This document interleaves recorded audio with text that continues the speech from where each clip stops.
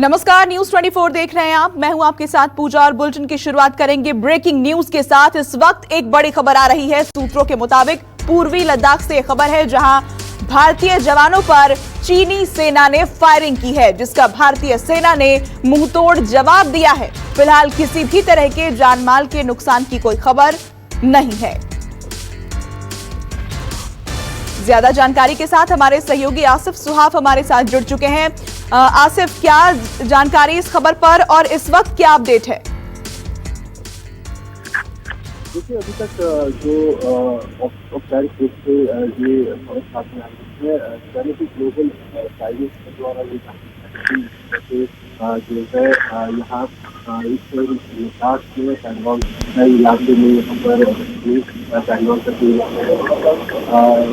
यही किया है कि भारत को जवाब करते वक्त फायर, लेकिन भारतीय सेना ने कई आला अधिकारी के बाद भी औपचारिक रूप से इसे लेकर कोई भी जानकारी अभी सामने नहीं आई है। माना जा रहा है कि ये हो सकता है सेना की तरफ से एक और झूठ या चालबाजी हो, लेकिन साथ ही साथ सूत्र ये भी कह रहे हैं कि इस इलाके में क्योंकि पहले ही भारतीय सेना ने जो मुख्य दक्षिणी पैंगोंग की हाइट्स है वहां पर अपनी बेस पुख्ता कर दी और सुपुंगुर गैप, जहां से चाइनीज आर्मी की घुसपैठ के होने की आशंका थी, वहां पर उन्होंने पहले ही उस गैप को भी वहां भारतीय सेना द्वारा ब्लॉक कर दिया। तो शायद इस वजह से चाइनीज अब किसी चालबाजी के चलते यहाँ इस इलाके में दोबारा से घुसपैठ करने की कोशिश कर रहे हो, तब ये इंसिडेंट हुआ हो। लेकिन औपचारिक रूप से कोई भी जानकारी अभी तक इसको लेकर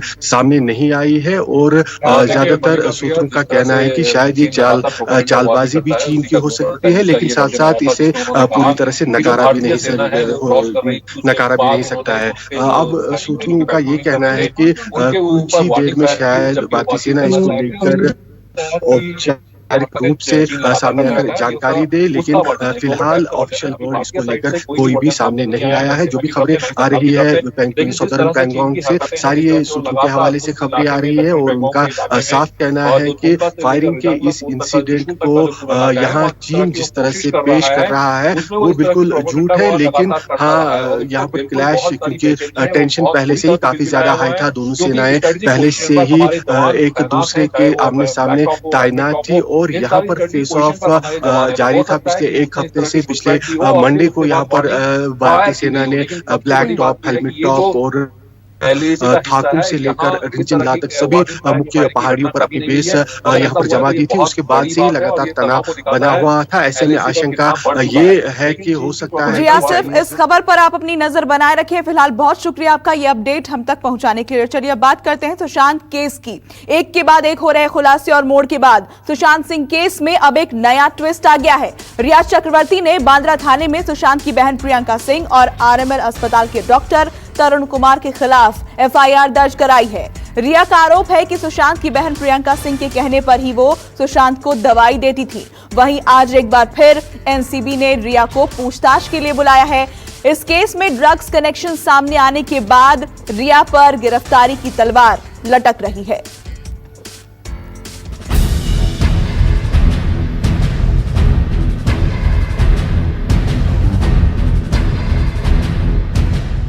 सुशांत केस में एक और बड़ा ट्विस्ट।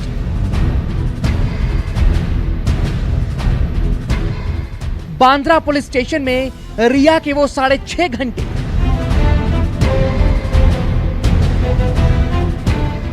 सुशांत की बहन के खिलाफ दर्ज कराई एफआईआर।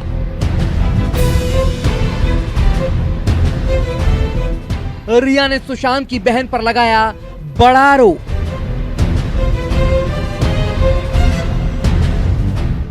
बहन के कहने पर देती थी सुशांत को दवा।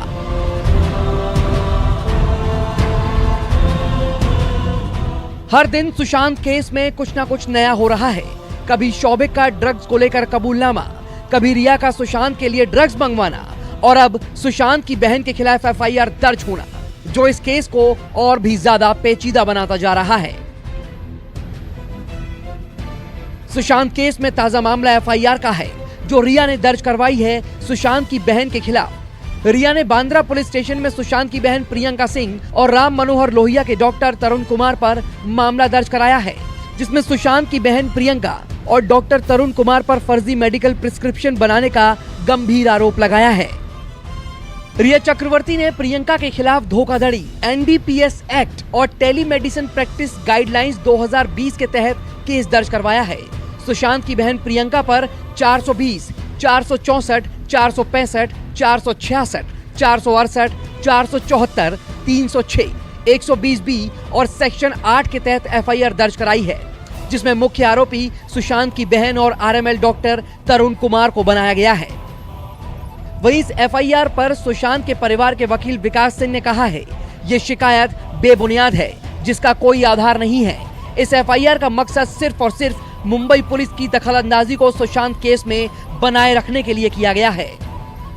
कंप्लेंट जो है, एक तो बिल्कुल मुंबई पुलिस का उस पर कोई अख्तियार नहीं कि इस तरह का कंप्लेंट पहली बात एक्सेप्ट करे, क्योंकि सुप्रीम कोर्ट ने अपने आदेश में बड़ा स्पष्ट कह दिया है कि कोई भी इस मामले से संबंधित कोई भी कंप्लेंट होगी वो सीबीआई को ही जाएगी।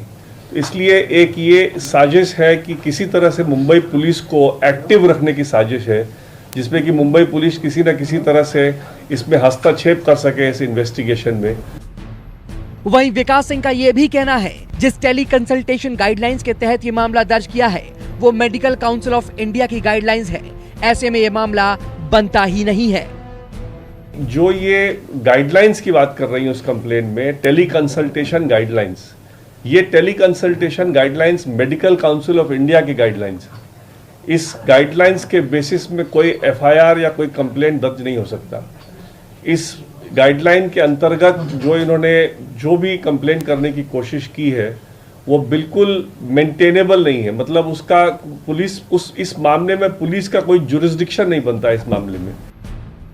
इन सवाल जवाब के दौरान न्यूज 24 संवाददाता ने जब विकास सिंह से ये पूछा कि जो जांच शुरू हुई थी वो मर्डर को ध्यान में रखकर की गई थी, लेकिन अब ये मामला ड्रग्स पेडलिंग की ओर मुड़ गया है, इस पर विकास सिंह ने क्या कहा वो भी सुनिए। देखिए, ये ड्रग एक एडिशनल एंगल है। ड्रग के आ जाने से मतलब ये नहीं कि मर्डर या जो अबेटमेंट टू सुसाइड किसी तरह से वो केस कमजोर हुआ है। वो केस होने के बावजूद ये एक और एडिशनल केस निकल के आया है सारे मामले में, और इसमें भी बड़ी सीरियस ऑफेंसेस निकल के आ रही हैं। इसमें सिर्फ ड्रग कंजम्पशन की बात नहीं आ रही है, बट ड्रग डीलिंग की बात भी आ रही है। इसलिए ये मामला किसी तरह से ड्रग का मामला आना मेन केस को किसी तरह से कमजोर नहीं करता है, मेन केस को किसी तरह से हस्तक्षेप नहीं करता है। आपको बता दें कि इससे पहले एनसीबी ने रिया से कल करीब 8 घंटे की मैराथन पूछताछ की, जिसके बाद रिया एनसीबी के दफ्तर से निकली और माना जा रहा था कि वो अपने घर जाएंगी, लेकिन वो बांद्रा पुलिस स्टेशन पहुंची, जहां करीब 6.5 घंटे तक वो पुलिस स्टेशन में रही। खबरों की माने तो एनसीबी आज एक बार फिर से रिया को पूछताछ के लिए बुला सकती है। करीब 6.5 घंटे तक रिया चक्रवर्ती का बयान इस बांद्रा पुलिस थाने में सीनियर इंस्पेक्टर और एक एसीपी के मार्गदर्शन में दर्ज किया गया। मामला क्या दर्ज हुआ इस पर अब भी बांद्रा पुलिस स्टेशन के जो सीनियर इंस्पेक्टर हैं निखिल कापसे, वो पूरी तरह से चुप्पी साधे हुए यहाँ से निकल गए। लेकिन बता दें, जानकारों के मुताबिक रिया चक्रवर्ती ने सुशांत सिंह राजपूत की बहन प्रियंका सिंह और एक डॉक्टर तरुण कुमार के ऊपर एनडीपीएस एक्ट के तहत कई ऐसे अपराध पुलिस को बताए हैं, जिनके तहत प्रियंका सिंह और डॉक्टर की मिलीभगत से बिना डॉक्टर के प्रिस्क्रिप्शन से वो दवा सुशांत सिंह को दी जाती थी, जिसके कारण सुशांत की मौत हुई। कैमरामैन सिद्धेश नाइक के साथ प्रवीण मिश्रा, मुंबई, न्यूज 24।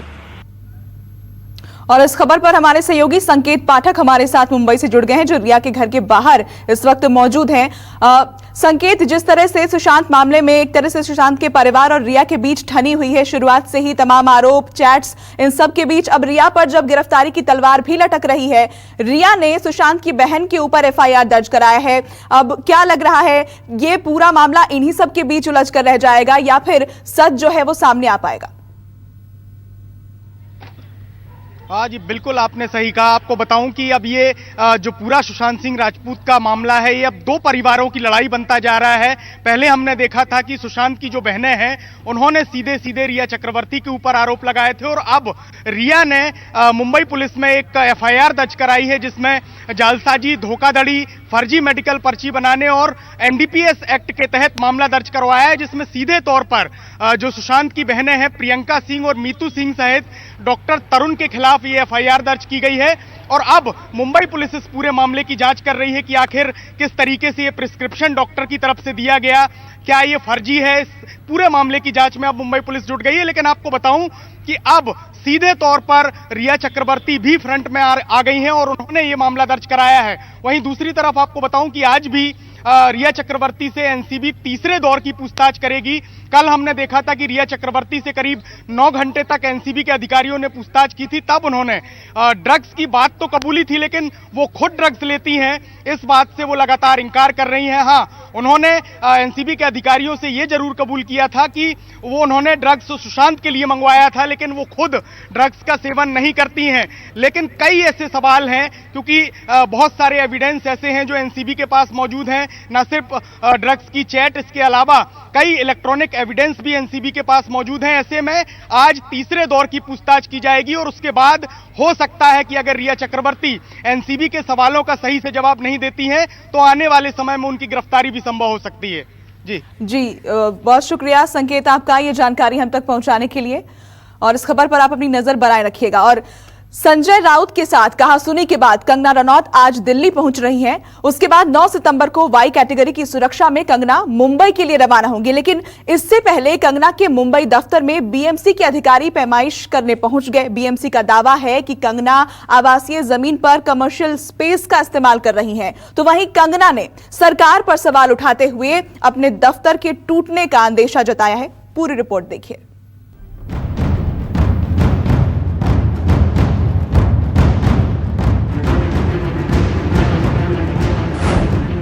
कंगना के ऑफिस तक पहुंची शिवसेना के साथ जुबानी जंग।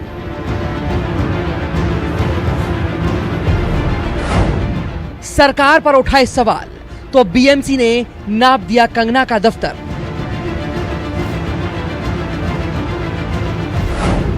तो क्या टूट जाएगा कंगना का सपना?